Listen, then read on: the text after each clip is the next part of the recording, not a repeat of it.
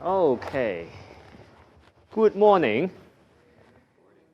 All right. So, a few announcements. On Friday, I'll be on the other part of this planet. I'll be in France for a few days. I'll be in a conference. And so while you guys were having wonderful October break, I was actually in this classroom. I was recording the lecture. And so what's going to happen is that starting on Friday and then the Monday and also the Wednesday, I won't be here. The videos have been recorded, but for every lecture, I've only recorded for 25 minutes. So I do it on purposely because I want to encourage everyone to come back to class. Kent, the TA, will be here. He's going to play the video for 20 minutes, and then he's going to take over the time, and then he's going to walk through the examples with you. Okay, so that's the plan. So we will still hold the in-person section as usual. Please come back. So if you have any questions, Ken will be here to answer your questions. I'll work with the undergraduate TA to make sure that the videos for Ken's section is also recorded. So, while I'm not here, I hope that you guys can still come back, just as usual. So I'll be back on Friday, and then we'll resume the class. Throughout the semester, I will have additional travels, so we will do the same arrangement for the time that I'm not here. Okay? The midterms are graded, and you guys can pick up the midterm from the secretary's office at MSWE 330 with your ID. Just tell her your name, and she will give you the exams. I will post the exam solutions later this afternoon on the website, so you can look into it. Any grade appeal has to be addressed to Kent, and Kent has the full authority to adjust the grade for you. So unless you're super unhappy and then you want to talk to me, otherwise I would not change the grade. In fact, I mentioned in the beginning of the semester that Kent's decision would be final. So the best I can do is just to discuss the case with Kent, but ultimately I will let him decide. Okay. All right, so let's talk about two random variables today. One is called the uniform random variable. The other one is called the exponential random variable. Oh, we do have a question here. Sorry, are we skipping over the mean mode mean lecture? I'm sorry? Are we skipping over the 4.4 lecture? Yes, are we skipping the lecture 4.4? Yes, we are skipping the lecture 4.4 because I find the derivation to be, especially for the mean case, using the CDF is a little bit tedious. In fact, it's useful as you go on to advanced studies, but it's not that immediately urgent that you need it for now, so I decided to skip that. So 4.4 is now included in the semester. Okay, so I want to talk about 4.5, uniform random variable, and I will talk about 4.6, exponential random variable.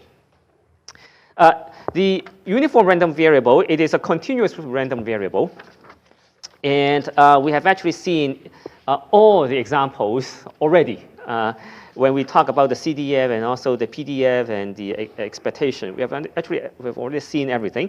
But, and so this is going to be a review of this random variable, and then we're going to move on to talk about the exponential random variable. The uniform random variable, it has a PDF.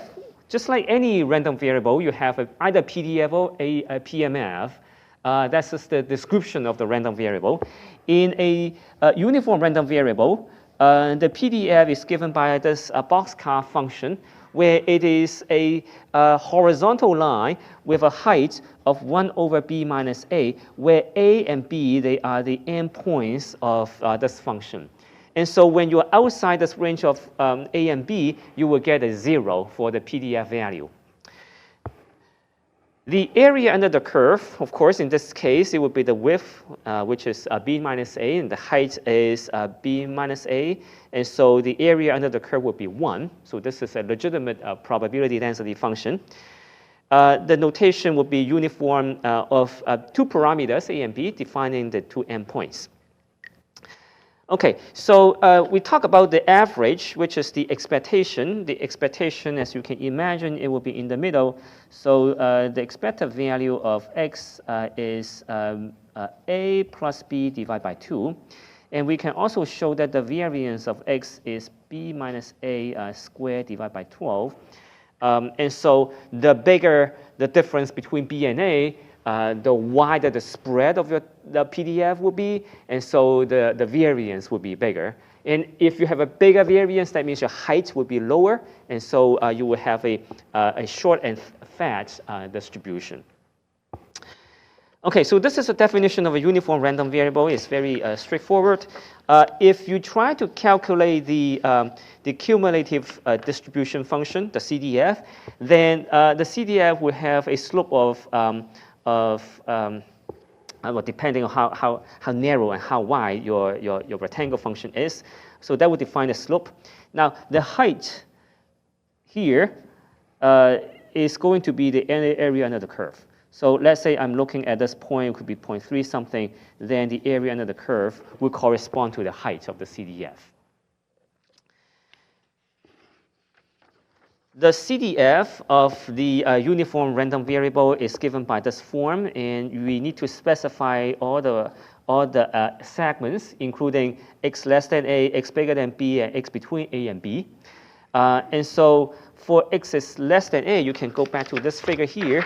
When x is less than a, less than the starting point, then of course the CDF will be 0 because you don't even have anything in the PDF. And so you're integrating, right, so this is your PDF. You're integrating all the way up to this point, and of course that's 0. So you have a 0 for your CDF until you hit the point A. When it is bigger than b, then you have integrated over everything to here, right, starting from b. So you have already integrated the entire PDF. And so when you go to b, you will get to 1.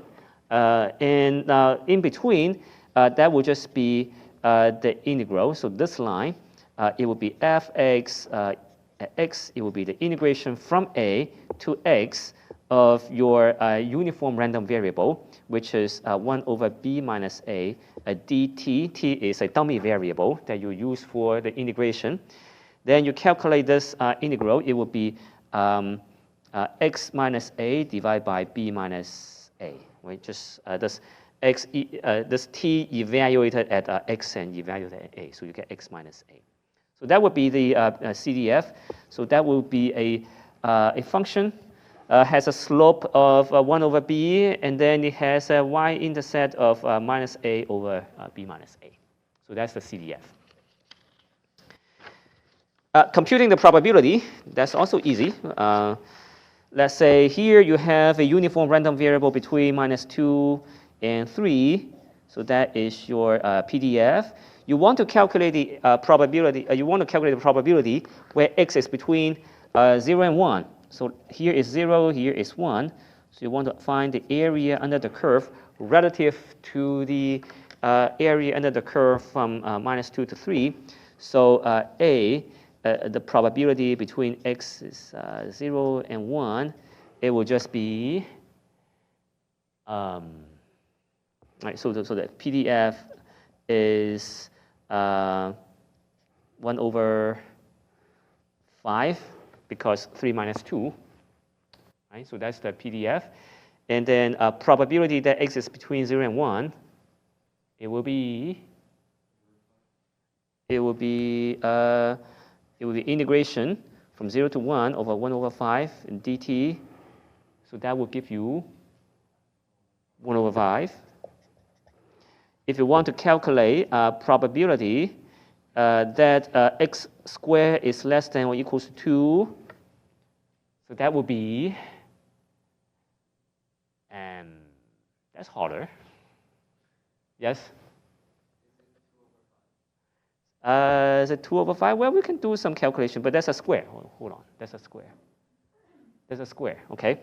So this is the same as your x is between root 2 and minus root 2. Right, so because this is x squared less than 2. So you can draw this quadratic function. And then 2 is this line, so this is 2. Anything that is less than 2, so you want to find the x that's less than 2, it would be this interval. And this interval would be from minus root 2 to root 2. So you have this range. So then you ask, okay, what is the probability? So the probability would be the integration from minus root 2 to plus root 2 of your PDF, which is 1 over 5, and dt. So the answer is 2 times root 2 over 5.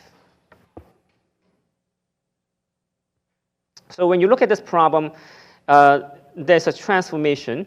This transformation, you need to convert it back to the range that defines this event. You want to find the x that defines this event of x squared less than or equals to 2. Is it okay?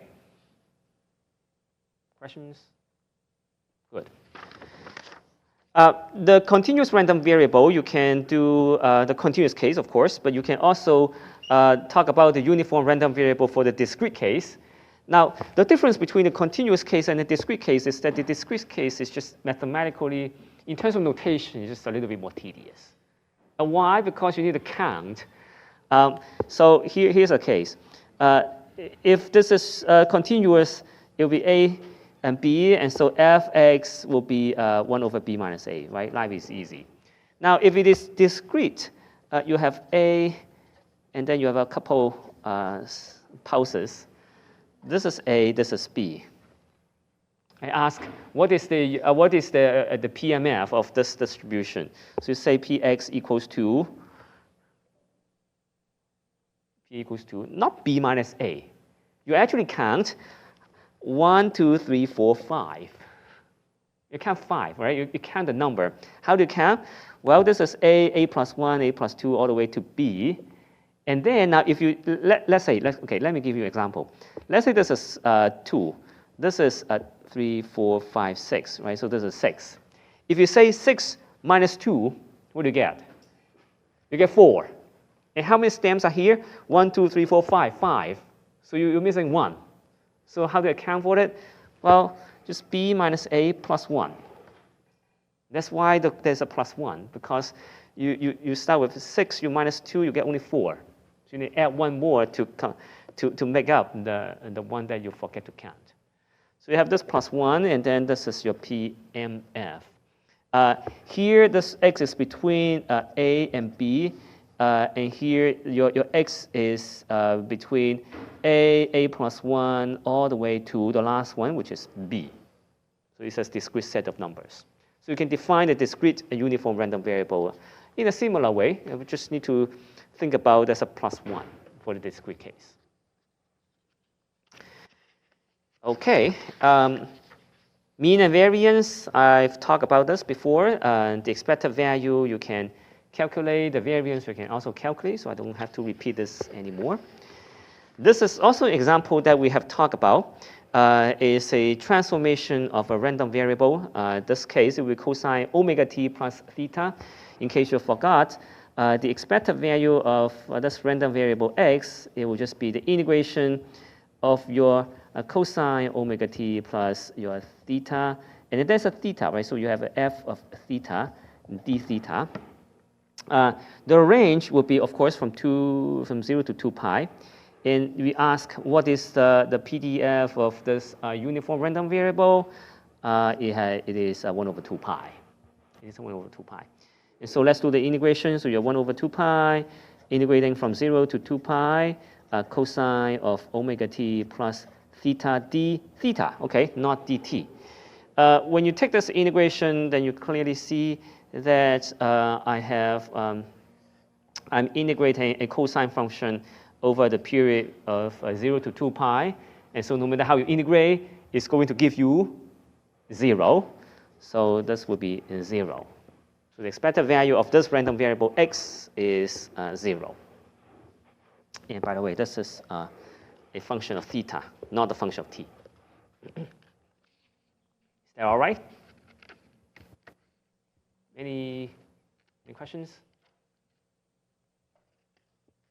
Okay, good. So that's a summary, pretty quick summary of the uniform random variable. As I said, we have already gone through all these examples, so it shouldn't be a surprise that this lecture is a little bit fast on this topic. A couple of things. The PDF is given by this form. The CDF is given by this form. And we always, we don't only write the expression for CDF. We don't only write the range. We also write 0 and 1 when x is less than a and x is bigger than b. We always write the entire real line. So that's something to keep in mind. The expectation, whenever you have a function, the expectation on the function of a random variable will be given by this formula.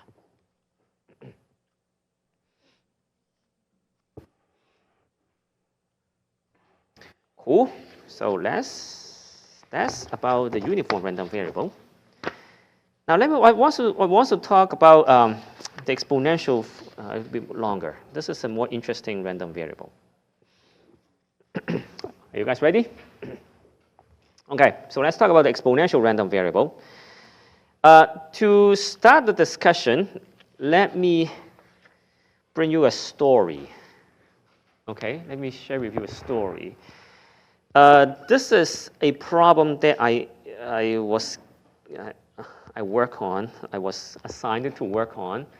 That was 2002 or 2003. That was like how many years ago? 20 years ago, when I was an idiot like you guys, college undergraduate, got an internship at somewhere, and so this is the. It was one of the problems. By that time, it was pretty popular. They were studying this energy efficient escalator in Asian cities.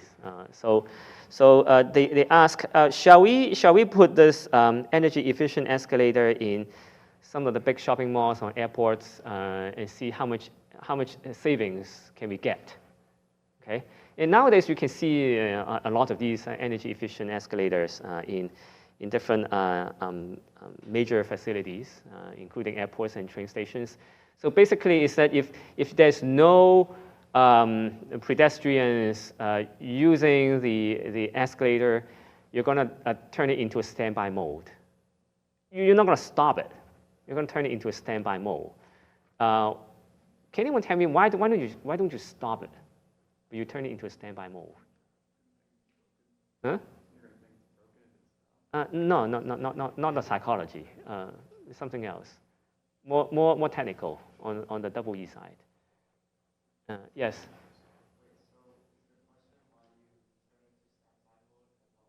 Yeah. Why don't?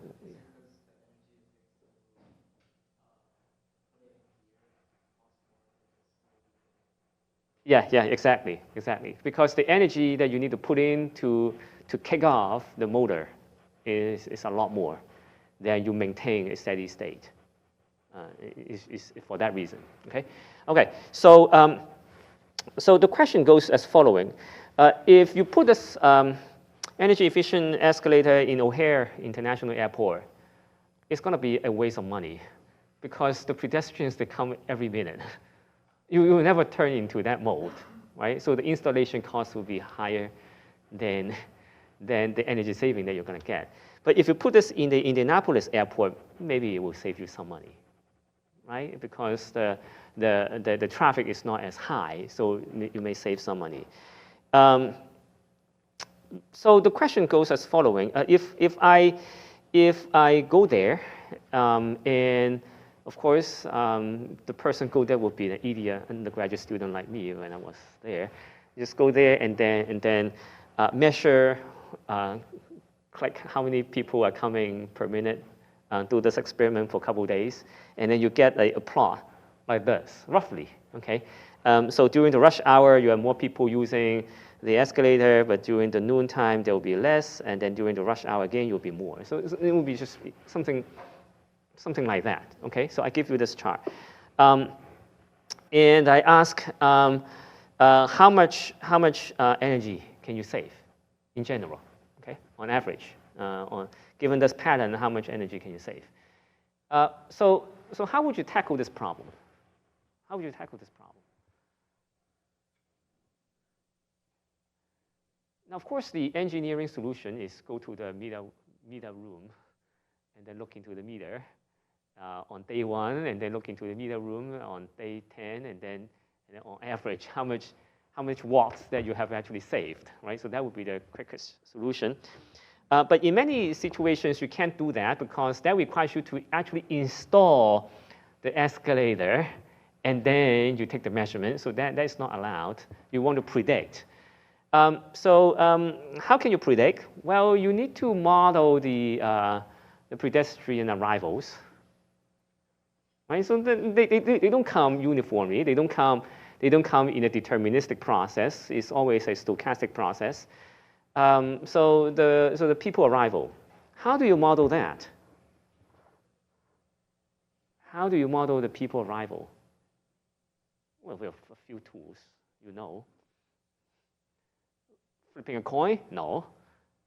Binomial? No. Geometric? Probably not. What else? Poisson, okay. Photon arrivals, electron arrivals, phone call arrivals, pedestrian arrivals is Poisson. So we know it's Poisson. Okay, so it's a Poisson process. Then what? Well, then we want to not just count the number of people that comes. You want to measure the duration where your escalator is going to turn off. Now you can set up the criteria. If no one comes for 30 seconds, or if no one comes for 1 minute, you're going to turn it into the standby mode, right? So that would be some duration of like a checking time, and if the threshold is hit, then you stop. So you're not talking about the arrival. You're not talking about the count. You're not talking about the people. You are talking about the duration between 2 consecutive arrivals. Right? So if let's say you come, right? So you're the first pedestrian, and then I'm the second pedestrian. So if you and I are very close together, then of course the escalator wouldn't turn off. But if you and I are very far apart, and then the duration, the time interval between you and I are longer than 30 seconds, let's say, then there will be the remaining time the escalator will go into the standby mode.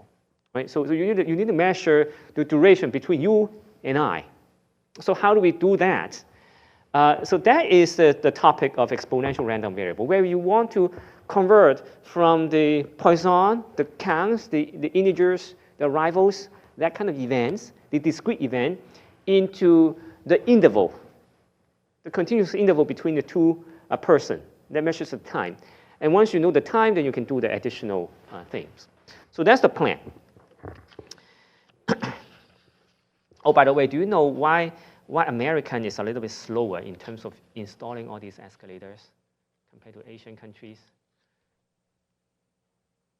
Not because of technology, because people like to sue others. Because if you trick, okay, then you will sue the escalator company of not doing it right. And so it's harder to get things done in the American than some other countries. Okay, so that's a side comment. Okay, so let's talk about the exponential random variable. So this is a definition of exponential random variable. We're going to use this exponential random variable to study our problem. Let me introduce this exponential random variable, and then I'm going to talk about how can you convert the Poisson to the exponential and then complete the story. So the exponential random variable, of course, just like any random variable, it has a probability density function. It's continuous, right? So you have a PDF. The PDF is given by this equation. You have 2 cases where x is bigger than 0 and x is less than 0. When x is bigger than 0, you have a constant lambda times e to the power minus lambda x. So what do you see here? Well, it has to be an exponentially decaying function with a rate determined by lambda. If my lambda is big, then you're going to decay a lot faster. If you have a small lambda, it will decay slower. The x-axis, of course, is x. The y-axis is fx. You have nothing when you are less than 0. So you have 0 all the way until you hit the point 0, and then when you get 0, you will jump, and then you start to decay. The initial point is when x equals to 0, and that is lambda. Okay, because you substitute x equals to 0, then you get this e to the power 0, so you get 1, then you have this point lambda. It will go to 0 as x goes to infinity. So that's the exponential random variable. It is parameterized by one parameter, lambda. Lambda defines the rate. We can write x tilde this exponential with a lambda here. The PDF, as you can see here, if I plot lambda equals to 2, you have a slower decaying function. The initial point will also be lower. Because you have a small lambda, you start off with a lower point, and then you decay with a longer tail. In order to maintain the same area under the curve, the initial point has to be lower. Whereas you have a big lambda, it will start with a higher point. This is a CDF. The CDF, how do we calculate the CDF? Well, the CDF is just the integration from 0 to x of your lambda e minus lambda t in dt. So that's your PDF. You integrate up to the point x. So the lambda will come out, and then you get lambda, and you have 1 over lambda e minus lambda t from x to 0. So these two got canceled, minus you will have a cancellation again. So then you will get 1 minus e minus lambda x. So that would be your CDF. And this CDF, of course, it has to go up, because as x goes to infinity, that's e to the power minus lambda x will become smaller and smaller, and so you approach to 1 for the CDF. Now, if you have a larger lambda, then of course you go up to 1 at a higher speed. So that's why your orange curve is higher than the blue curve. So this is the sort of the summary of the PDF and also the CDF. And that is the derivation of the CDF for the exponential random variable. You can see that there are two cases. When x is less than 0, of course, your CDF is 0. When x is bigger than 0, your CDF is 1 minus e to the power minus lambda x. Right? So these things I think we can derive. The mean and also the variance. The mean of the exponential random variable is 1 over lambda. The variance is 1 over lambda squared. The derivation is fairly straightforward. You just need to integrate your x times lambda e minus lambda x dx. X will go from 0 to where? That's not x. If you put an x, you are calculating the CDF.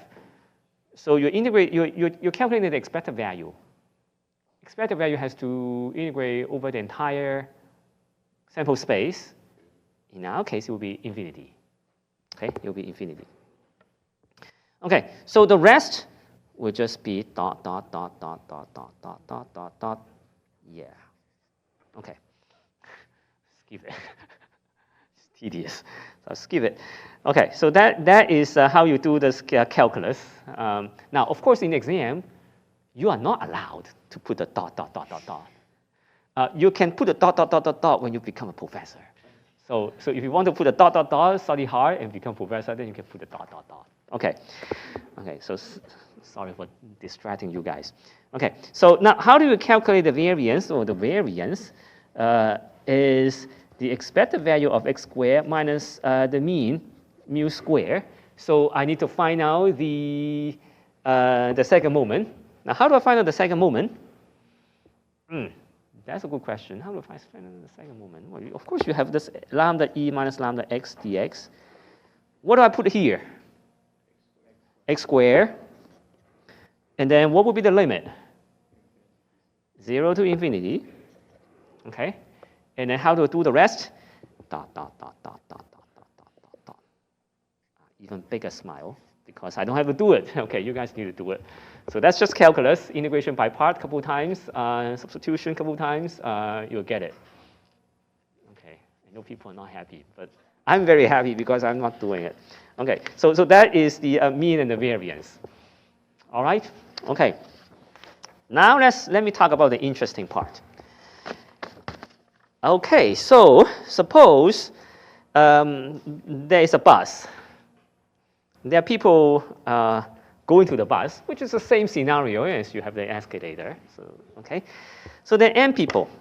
And I want to find the inter-arrival time. Okay, so that's the term we call inter-arrival time. That is the time between two consecutive pedestrians. That is the time we want to care about.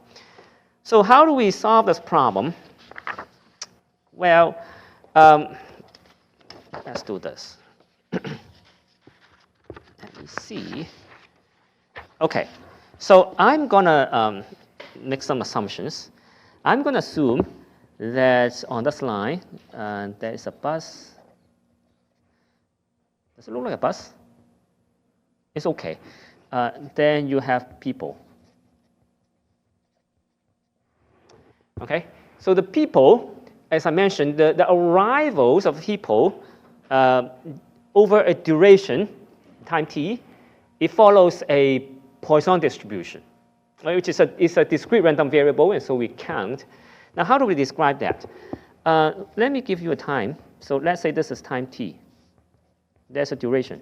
And then, of course, you need to specify the duration, time t. There is also a lambda, which is the number of people divided by seconds or a minute, up to you. The unit is up to you. So that is the arrival rate, and lambda times t would be the average number. Average number. I don't know the exact instantaneous number, but I know the average number. That's lambda t. So I'm going to define a random variable. I'm going to define a random variable called n. N is the number of people arrives in time t. It's a random variable.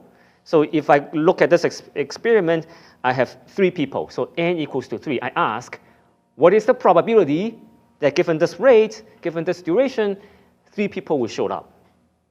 I can ask, right? So let's say the arrival rate is 5 people per second. I ask, what is the probability that you get no one in 1 minute? Very unlikely. Very, very unlikely, right? So if I say there are 5 people coming per second, I say over 1 second, what is the probability that you get 4 people?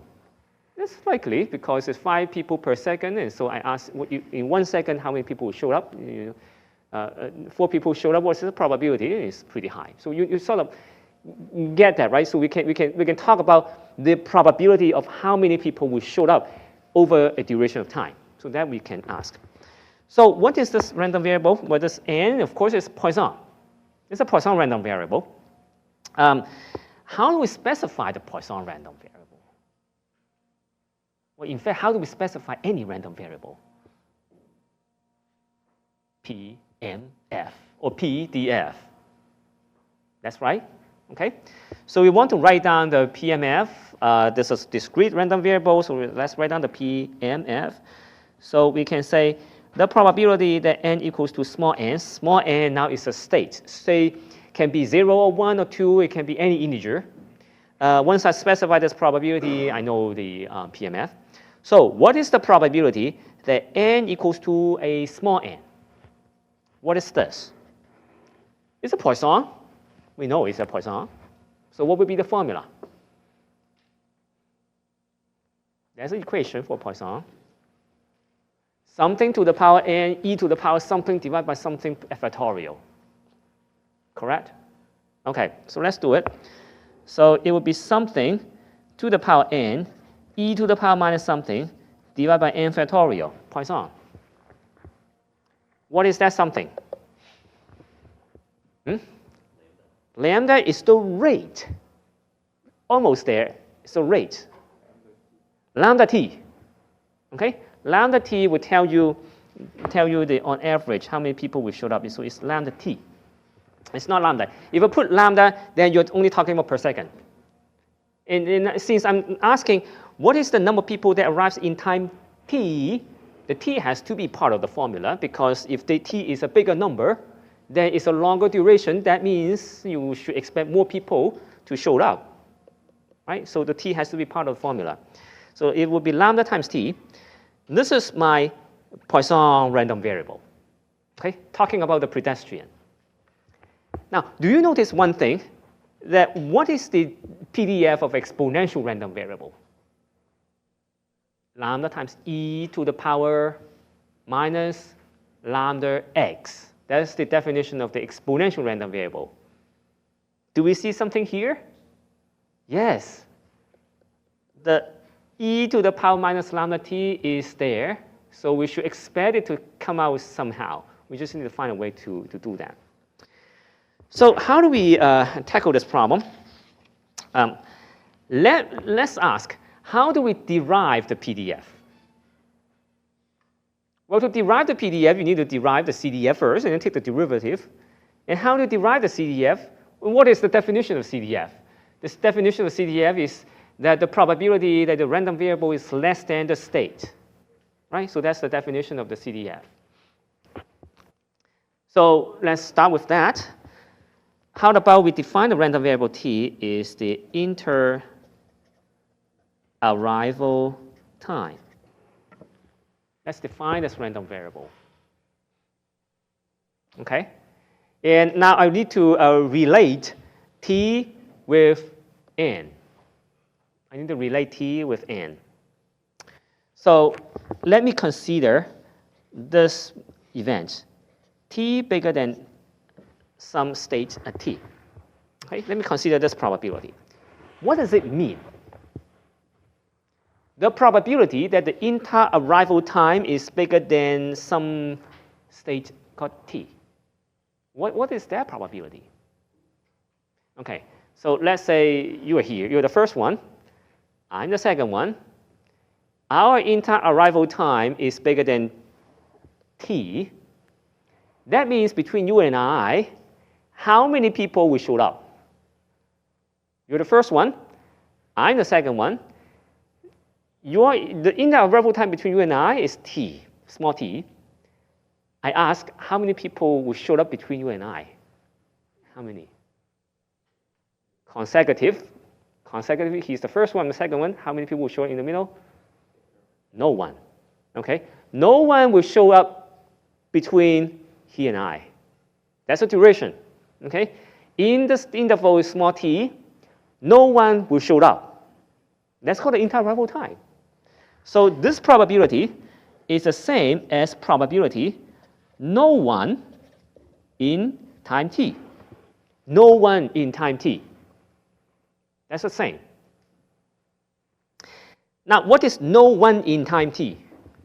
No one in time t, I just tell you the number of people that arrives in time t, and I say there's no one in time t, so how do we calculate that probability? It would just be probability that n equals to 0.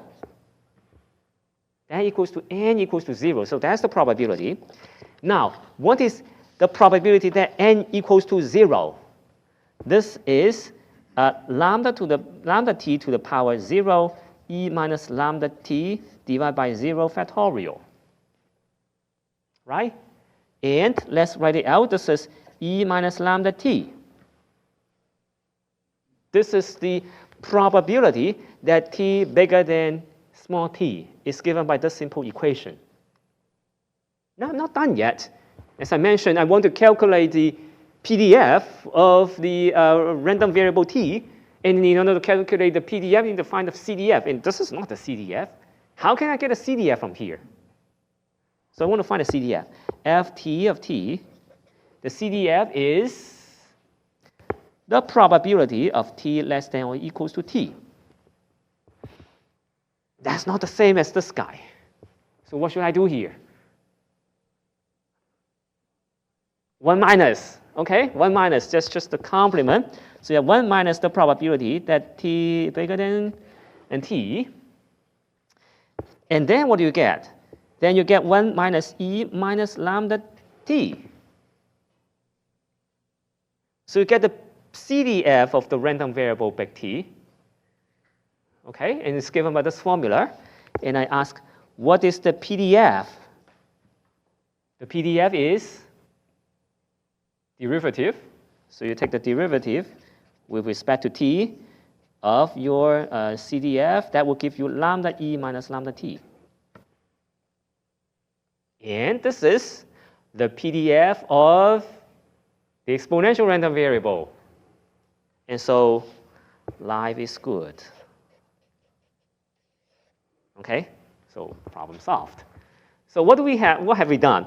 So we start with the number of pedestrians. I give you the time t, and then I map this discrete event to the inter-arrival time, which is a continuous event. I calculate all these, and I show that the PDF of the inter-arrival time is this exponential distribution. Okay. All right. So what? Well, now I know that the inter-arrival time is exponential distribution. Then that means I can start to calculate, on average, how much savings that I will get. And in order to do that, let me define a random variable. So let's say y equals to something. So let me give you a cutoff. Let's say t0 is the cutoff. Okay, so t0 is the cutoff. So if my time t is less than time t0, then I will give you something. If t is bigger than equals to t0, I'm going to give you something else. Right. So think about the scenario. Then your escalator will either turn on or off, right? Or a standby mode or on. This would be the amount of time that it is standby. Okay, so let's say your cutoff is 30 seconds, and then your inter-arrival time is 45 seconds. Then how much time will you have in this standby mode? 15, it will be the difference, right? So if you are bigger than this cutoff, then it will be t minus t0. If you're less than this cutoff, it will just be 0. Right? So that is the amount of time that you have in the standby mode. So what will happen to your PDF? Well, your PDF originally is like this. This is your exponential distribution. And I set a cutoff t0 here. This is ft of t. I want to draw the PDF fy of y. Okay, what is this fy? Well, this fy, you have two states. Okay, two states. This state is a continuous case, but that state, it will be whatever this area, right? Whenever you are less than time this cutoff, it will be compressed all the way to this case called 0.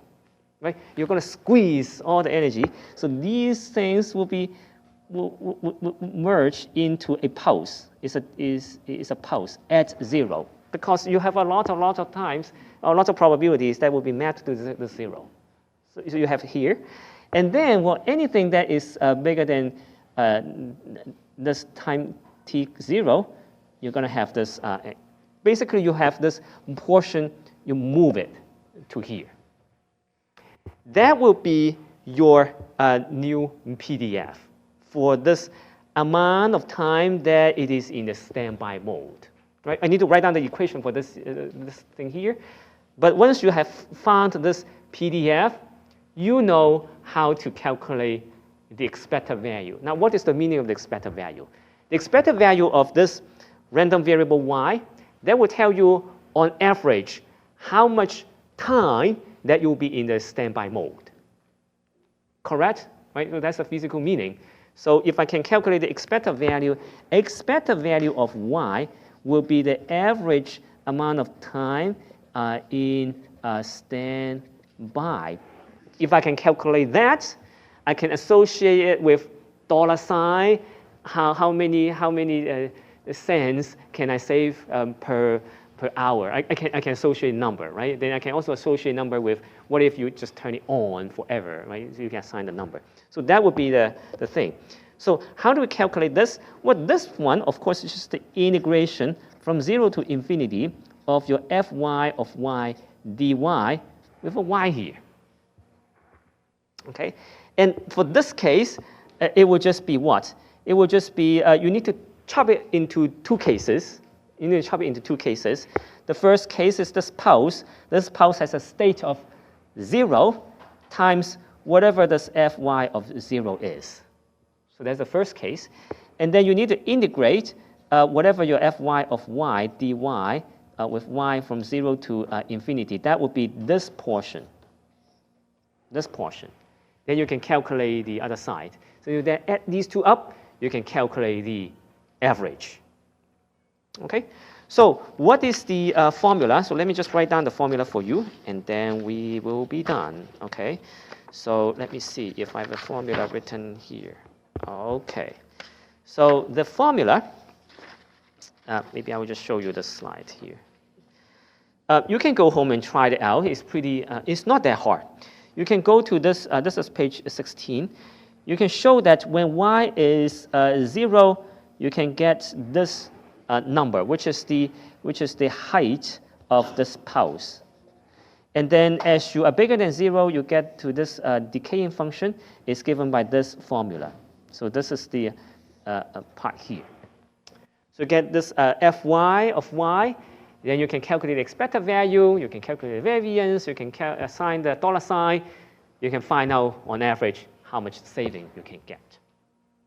Okay, so think about this problem a bit more, and then I think in the homework exercise or in the textbook there will be problems for you to just sit down and practice these. And I would highly encourage you to write a Python or MATLAB code to simulate this and check if it makes sense relative to your answer by paper and pencil. Okay, so I'll stop at this point, and I look forward to see you in a week. Please come back. On Friday, Kent will be here to go through additional examples and lectures of the course. Okay, all right. Thank you. Thank you.